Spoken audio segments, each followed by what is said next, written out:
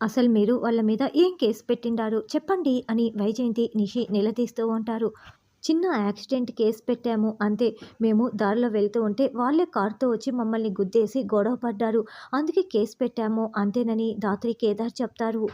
ఏం చెప్పావు అని సుధాకర్ వచ్చి కేదార్ని నిలదీస్తూ ఉంటే, యాక్సిడెంట్ కేసు నాన్న అని కేదార్ చెప్పగానే వెంటనే సుధాకర్ కేదార్ చెంప పగలగొడతాడు.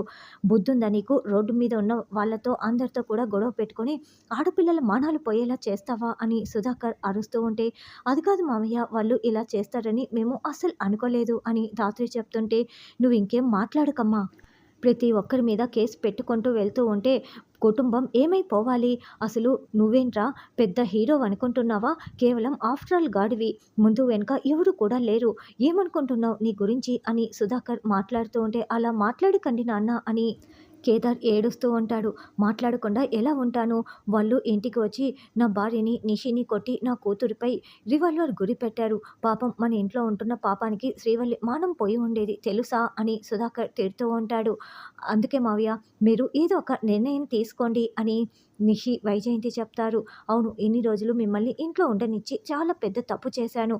మీకు ఈ ఇంట్లో ఉండే అర్హత లేదు. మర్యాదగా ఈ ఇల్లు ఇడిచిపెట్టి వెళ్ళిపోండి అని సుధాకర్ చెప్తాడు. అవును, తక్షణమే వెళ్ళిపోండి. ఇన్ని రోజులు మిమ్మల్ని ఇక్కడ ఉండనిచ్చిందే ఎక్కువ అని నిషి వైజయంతి అరుస్తూ ఉంటారు. అసలు ఏం మాట్లాడుతున్నారు మీరు అని వైజయంతి అంటుంది. ఏందమ్మి, ఇంకా వీళ్ళని ఇక్కడే ఉండనిద్దాం అనుకుంటున్నావా? ఇలా రోజు ఒకరితో గొడవ పడి ఇంటి మీదికి ఇలా గొడవలు తెస్తూ ఉంటే ఎవరు మాత్రం చూస్తూ ఊరుకుంటారు అని వైజయంతి నిషి అంటే, వాళ్ళేమీ కావాలని చేయలేదు కదా, వాళ్ళే కారుతో గుద్దేసి ఇలా ఇంటికి వచ్చి విధ్వంసం చేసి వెళ్లారు. ఇందులో వీళ్ళ తప్పు ఏముంది? వాళ్ళు అలాంటి వాళ్ళని వీళ్ళకేమీ తెలీదు కదా, కాబట్టి వీళ్ళ తప్పు లేదు అని కౌశికి అంటే, అంటే మనం ప్రాణాలతో ఉండకూడదా? మనం ఎప్పుడు భయపడుతూనే ఉండాలా అని నిషి వైజయంతి అంటారు. కష్టం వచ్చినప్పుడు కుటుంబాన్ని కాదనుకోకూడదు. వీళ్ళ వల్ల మనం చాలాసార్లు లాభపడ్డాము. ఇప్పుడు ఒక్కసారి నష్టం జరగగానే ఎలా వెళ్ళిపోమని చెప్తారు? ఇది కరెక్ట్ కాదు. ఏంటి బాబాయ్, మీరే ఆలోచించండి అని కౌశికి చెప్తుంది. అన్నయ్య వదిన ఈ ఇంటికి చాలాసార్లు సహాయం చేశారు. ఇప్పుడు నేను కూడా అన్నయ్య వదినకే సపోర్ట్ చేస్తున్నాను. వాళ్ళని పంపించకండి ప్లీజ్ అని శ్రీవల్లి దండం పెడుతూ వేడుకుంటూ ఉంటుంది. మాకు తెలియక జరిగిన పొరపాటు ఇది. ఇంకెప్పుడు ఇలాంటి పొరపాట్లు జరగకుండా చూసుకుంటాం. దయచేసి ఈ ఒక్కసారికి క్షమించండి అని ధాత్రి కేదార్ కూడా దండం పెడుతూ వేడుకుంటూ ఉంటారు. ఇంకోసారి ఇలా జరగదు, జాగ్రత్తగా ఉంటామని చెప్తున్నారు కదా, ఈ ఒక్కసారికి క్షమించేసేయండి అని కాచి కూడా చెప్తుంది. శ్రీవల్లినే ఎక్కువ నష్టం జరిగింది. అటువంటి శ్రీవల్లియే క్షమించమని చెప్పిన తర్వాత నాకేముంది, సరే ఇంకెప్పుడు ఇలాంటి పొరపాట్లు చేయకండి అని సుధాకర్ చెప్తాడు. చా, ఈ తండ్రి కొడుకులు ఎప్పుడు మనల్ని ఇలా హింస పెడుతూనే ఉంటారు, మన మాట వినరు అని వైజయంతి నిషి చీకొట్టి లోపలికి వెళ్తారు. థ్యాంక్ యూ శ్రీవల్లి, మమ్మల్ని ఇంట్లో ఉండేలా మాట్లాడినందుకు అని ధాత్రి చెప్తుంటే, వదిన మీరు చేసిన సహాయం ముందు నేను మాట సహాయం మాత్రమే చేశాను. అంతంత పెద్ద మాటలు మాట్లాడకండి అని శ్రీవల్లి అంటుంది. అసలు శ్రీవల్లికి ఏమవుతుందో అని నేను చాలా భయపడ్డాను జగదాత్రి. వాళ్ళు వజ్రపాటి కుటుంబం జోలికి వచ్చారు. ఆ వెధవల్ని నేను అంత ఈజీగా వదిలిపెట్టను అని కౌశికి చెప్తుంది. తర్వాత ధాత్రి కేదార్ టెర్రస్ పైకి వెళ్ళి వాణ్ణి ఇప్పుడే వెళ్ళి షూట్ చేయాలన్నంత కోపం వస్తోందని ఇద్దరు మండిపడుతూ ఉంటారు. వాళ్ళని అసలు వదిలిపెట్టను. ఇప్పుడు ఇది కౌశిక్ వదిన కమిషనర్ వరకు తీసుకువెళ్తుంది. ఈ కేసుని జేడీకేడీలు టేకప్ చేస్తారు. సుమ కేసు నుంచి వాడు తప్పించుకోవచ్చేమో. ఇప్పుడు వదిలిపెట్టే కేసు నుండి జేడీకేడీల చేతి నుంచి అవినాష్ అస్సలు తప్పించుకోలేడు అని ధాత్రి చెప్తుంటే, అప్పుడే అవినాష్ దగ్గర నుంచి ఫోన్ కాల్ వస్తుంది. ఏంటి జేడీ, భయపడిపోయావా అని చెప్తూ ఉంటే, ఏంట్రా నేను భయపడేది రేయ్ అని జేడీ అరుస్తూ ఉంటే, ఏంటి పోలీస్, ఇంకా నీకు ఇంట్లో జరిగిన విషయం తెలియనట్లు ఉంది, ఇంకా నీ నోట్ల నుంచి అలా అరుపులు వస్తున్నాయి అని అవినాష్ అంటే, రేయ్ నేను లేనప్పుడు వచ్చావు, నా ఇంట్లో వాళ్ళు ఒక్కరైనా ఒక్క ఆడపిల్లైనా కూడా భయపడినట్లు నువ్వు చూసావా? నువ్వే కదరా మా వదిన చేసిన దానికి పరుగులు పెడుతూ అక్కడి నుంచి పారిపోయి వచ్చేసావు.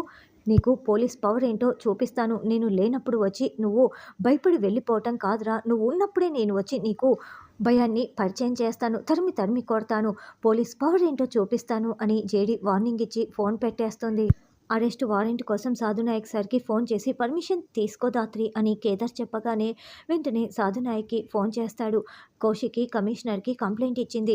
అవినాష్ ఇంటికి వచ్చాడంట కదా, నెక్స్ట్ ఏం చేస్తున్నారు అని అడగటంతో, నేరుగా వాడిని అరెస్ట్ చేస్తాం సార్, వారి చేత అన్ని నిజాలు బయట పెట్టిస్తాము అని ధాత్రి అంటే, రాయుడు కూడా చాలా డేంజర్. ఎన్ని కుట్రలు, కుతంత్రాలు చేసినా కూడా ఇప్పటి వరకు ఒక్క కేసు కూడా పోలీస్ స్టేషన్ వరకు రాలేదు. ఇప్పుడు సుమ కేసులో కూడా ఎలాంటి సాక్ష్యాల్ని మిగిల్చలేదు కదా! ఇప్పుడు మీరు అరెస్ట్ వారెంట్ తెచ్చుకొని అరెస్ట్ చేస్తున్నారని తెలిస్తే వాళ్ళు ఏమైనా చేస్తారు. చాలా జాగ్రత్తగా దీన్ని కేసు టేకప్ చేయండి అని సాధునాయక్ చెప్తాడు. ఆడపిల్లల జోలికి వస్తే ఎలా ఉంటుందో చూపిద్దాం ధాత్రి అని కేదార్ చెప్తాడు. నిషి ఇదిగో పాలు తాగి టాబ్లెట్లు వేసుకో అని ధాత్రి చాలా ప్రేమగా ఇస్తుంటే నిషి పాల గ్లాసుని తీసుకొని కింద పడేస్తుంది. ఏంటి నిషి అని ధాత్రి అడుగుతూ ఉంటే నీ వల్ల ఈరోజు నేను ఎన్ని మాటలు పడాల్సి వచ్చిందో, వాళ్ళు నాతో ఎంత నీచంగా అసభ్యంగా ప్రవర్తించారో నీకు అర్థమవుతుందా? ఎందుకే మూడో రోజే నా ఇంట్లో అడుగుపెట్టి నువ్వు నాకు సౌతిగా ఇలా తయారయ్యావు అని నిలదీస్తూ ఉంటే కేదార్ కోసం అని ధాత్రి అంటుంది. కేదార్ కేవలం మన ఇంట్లో రెంట్కు మాత్రమే ఉండేవాడు. వాడు చచ్చిపోతే ఏంటి, బ్రతికుంటే ఏంటి, నువ్వు ఎందుకే ఇలా చేస్తున్నావు అని నిషి అంటే, ఒక ప్రాణం పోతూ ఉంటే ఎలా చూస్తూ ఊరుకుంటారు? నేను నిన్ను బాధ పెట్టడం కోసం రాలేదు, కేవలం కేదార్ కోసం మాత్రమే వచ్చాను. ఇంకెప్పుడు ఇలాంటి సంఘటన రిపీట్ కాకుండా చూసుకుంటానని చెప్తున్నాను కదా అని ధాత్రి ఎంత చెప్తున్నా కూడా త్వరలోనే నేనే నిన్ను ఈ ఇంట్లో నుంచి గెంటేస్తా, గుర్తు పెట్టుకో అని నిషి చిటికెలు వేస్తూ చెప్తుంది. సరే టాబ్లెట్లు వేసుకో అని ధాత్రి వెళ్ళిపోతుంది. తర్వాత కేదార్ అటుగా వెళ్తుంటే వైజయంతి కూర్చుని ఉంటుంది. వైజయంతి దగ్గరికి వచ్చి పిన్ని ఇంకెప్పుడు ఇలాంటి పొరపాటు జరగకుండా చూస్తామని కేదార్ చెప్తూ ఉంటే, ఏదో నా చెల్లి కొడుకులాగా నువ్వు పిన్ని పిన్ని అని పిలుస్తున్నావేంటి? నన్ను ముందు అలా పిలవకు, వెధవసంత అసలు నిన్ను చూస్తేనే అసహ్యం వేస్తోంది అని తిట్టేసి వెళ్తుంది. తర్వాత ధాత్రి కేదార్ అవినాష్ సంగతి చూడాలి, ఇంకెప్పుడు కూడా ఇలాంటి తప్పులు జరగకుండా సుమకి న్యాయం జరిగే బదులు శ్రీవల్లి జీవితం నాశనం అయిపోయి ఉండేది. కాబట్టి వెంటనే అవినాష్ సంగతి చూద్దామని అనుకుంటూ ఉంటారు. తరువాత యువరాజ్ ఎదురు రావటంతో, ఏరా ఇంకా నువ్వు ఇలాగే తిరుగుతున్నావా అని యువరాజ్ అడుగుతూ ఉంటే, ఎందుకు యువరాజ్, తాతయ్య దగ్గర ఉన్న సాక్ష్యాల్ని నువ్వు ఎలాగైనా తీసుకోగలవు, కానీ నువ్వే కేదార్ లాగా ఎందుకు పరిచయం చేసి నాకున్న ఒకే ఒక బంధాన్ని దూరం చేస్తున్నావు అని కేదార్ బాధపడుతూ అడుగుతూ ఉంటే, రే ఇదిగోరా ఈ బాధని నీకు పరిచయం చేయటం కోసమే, వజ్రపాటి వారసునన్న నా ఐడెంటిటీని నువ్వు లాక్కోవడానికి ఇక్కడికి వచ్చావు కదా, ఆ బాధ ఎలా ఉంటుందో నీకు పరిచయం చేశాను. ఇప్పుడు ఎలా ఉందిరా?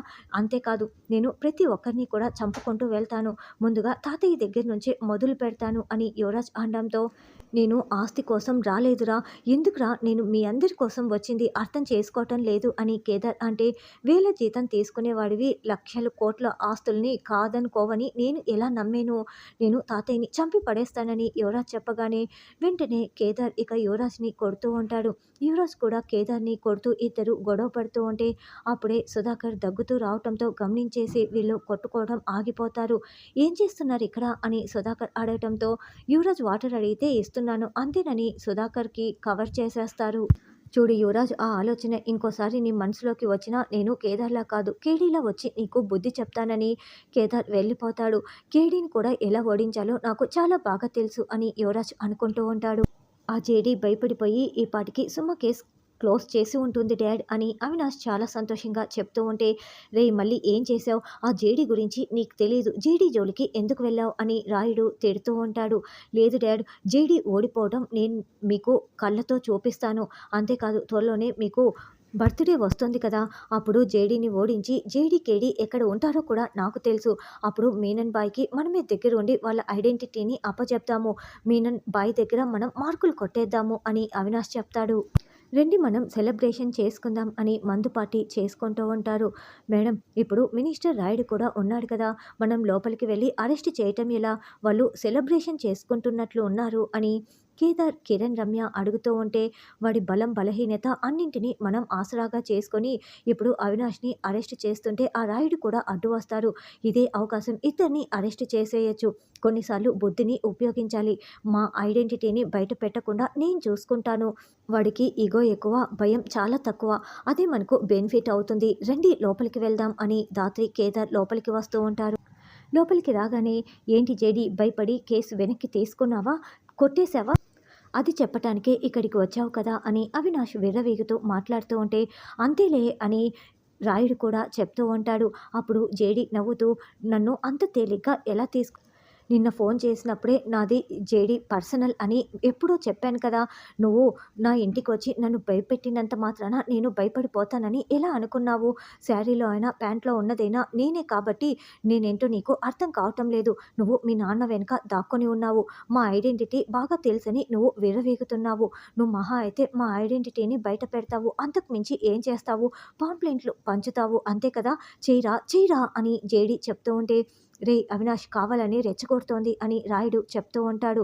లేదు నేను నిజంగానే చెప్తున్నా. నువ్వు అంతకు మించి ఏం చేయగలవు? నిన్ను చూస్తుంటేనే ఎంతలా భయపడిపోతున్నావో నాకు చాలా బాగా అర్థమవుతోంది అని జేడీ అవినాష్ దగ్గరికి వచ్చి వేలు చూపిస్తూ వార్నింగ్ ఇస్తూ సోఫాపై కాలు పెట్టి మరీ అవినాష్‌కి వార్నింగ్ ఇస్తూ ఉంటుంది. అయితే ఇప్పుడు చెప్తున్నా విను. మీ ఐడెంటిటీని నేను బయట పెట్టను. నా మీద ఒట్టేసి చెప్తున్నా. నీ మీద గెలిచి చూపిస్తాను అని అంటే, అయితే ఇదే మాట మీద ఉండు. ముందు స్టేషన్‌కి వెళ్దాం పదా అని ధాత్రి కేదార్ అంటే, నేనెందుకు వస్తాను? నీ వెనకాల ఎవరున్నారో అర్థమవుతోందా? మా రౌడీలను దాటి నువ్వు ఒక్క గీత కూడా ముందుకు వేసి నన్ను అరెస్ట్ చేయలేవు అని అవినాష్ రాయుడు చెప్తుంటే, అయితే ఫైట్ సీన్ అని అర్థమైంది కదా! వీళ్ళని కుమ్మేసిన తర్వాతే నిన్ను అరెస్ట్ చేసి తీసుకువెళ్తాను అని రౌడీలని కుమ్మేస్తూ ఉంటారు. మమ్మల్ని ఆ కేసులో అరెస్ట్ చేస్తారంట అని అవినాష్ కొంచెం టెన్షన్ పడుతూ ఉంటే, రేయ్ అవినాష్ నువ్వు ముందు ఇక్కడి నుంచి పారిపోరా! లాయర్ బెయిల్ తీసుకొచ్చే వరకు పారిపో. ఒక్కసారి వీళ్ళకి దొరికావంటే ఖచ్చితంగా నిన్ను బయటికి రానివ్వరు అని మినిస్టర్ అంటే, నేను పారిపోవాలనా అని అవినాష్ అంటాడు. నేను చెప్పేది విను అని మినిస్టర్ బతిమలాడటంతో అవినాష్, కార్తీక్ ఇద్దరు పరుగులు పెడుతూ వెళ్తూ ఉంటారు. వాళ్ళు పారిపోతున్న రమ్య పట్టుకో అని ధాత్రి అరుస్తూ చెప్తుంది. వెంటనే కేదార్ కార్తీక్ కాలుపై షూట్ చేసేస్తాడు. ఇక అవినాష్‌కి రివాల్వర్‌ని గురి పెట్టేస్తాడు. వద్దు వద్దు నా కొడుకుని ఏమీ చేయొద్దు అంటూ రాయుడు వేడుకుంటూ ఉంటే, ఇలాగే ప్రతి ఆడపిల్ల తండ్రి కూడా వాళ్ళని ఎంత అల్లారు ముద్దుగా పెంచి ఉంటారు. నీ కొడుకైతే ఒకటి, ఆడపిల్లల ప్రాణాలు మీకు లెక్కలేదా అని ధాత్రి కేదార్ నిలదీస్తూ ఉంటారు. మీరేం చేయమన్నా చేస్తాను అని రాయుడు అనడంతో, అయితే మేం చెప్పే వరకు ఈ లాన్ చుట్టూ తిరుగుతూ ఉండు అని ధాత్రి కేదార్ చెప్పటంతో, ఇక అవినాష్‌కి రివాల్వర్ గురి పెట్టటం వల్ల మినిస్టర్ లాన్ చుట్టూ కూడా పరుగులు పెడుతూ తిరుగుతూ ఉంటాడు. డాడీ డాడీ అని అవినాష్ ఏడుస్తూ బాధపడుతూ ఉంటాడు. నువ్వు చేసింది మాకు చేయటం చేత కాదనుకున్నావా అని ధాత్రి చాలా స్టైల్‌గా కూర్చొని వార్నింగ్ ఇస్తూ ఉంటుంది. మినిస్టర్ తిరిగి తిరిగి స్పృహ కోల్పోయి ఉంటాడు. మీ నాన్న అంత ఈజీగా చావరులే, కేవలం స్పృహ కోల్పోయాడు. మా వాళ్ళు హాస్పిటల్‌కి తీసుకువెళ్తారు. కానీ నువ్వు మాత్రం అత్తారింటికి రా అని ధాత్రి కేదార్ చెప్తుంటే అవినాష్ పైశాచికంగా నవ్వుతూ ఉంటారు. ఏంటి నీకు పిచ్చి పట్టిందా అని ధాత్రి కేదార్ అడుగుతూ ఉంటే, లేదు మీ మేనకోడల్ని కిడ్నాప్ చేశానని మీకు తెలీదు కదా! అదిగో మీకు ఫోన్ కాల్ వస్తోంది. వినండి. జస్ట్ 5 మినిట్స్ కిందటే మీ మేనకోడల్ని కిడ్నాప్ చేశానని అవినాష్ చెప్తాడు. కావాలంటే వీడియో చూడు అని వీడియోని చూపిస్తూ ఉంటే, కీర్తి కీర్తి అని ధాత్రి కేదార్ బాధపడుతూ ఉంటారు. లేదు ఇది ఫేక్ వీడియో అని ధాత్రి కేదార్ అంటే, కావాలంటే కౌశిక్‌కి ఫోన్ చేసి కన్ఫర్మ్ చేసుకోండని అవినాష్ చెప్తారు. కౌశిక్ గారు అని జేడీ ఫోన్ చేయగానే, కీర్తిని ఎవరో కిడ్నాప్ చేశారు అని కౌశికి రోడ్డుపై నిలబడి ఏడుస్తూ చెప్తూ ఉంటుంది.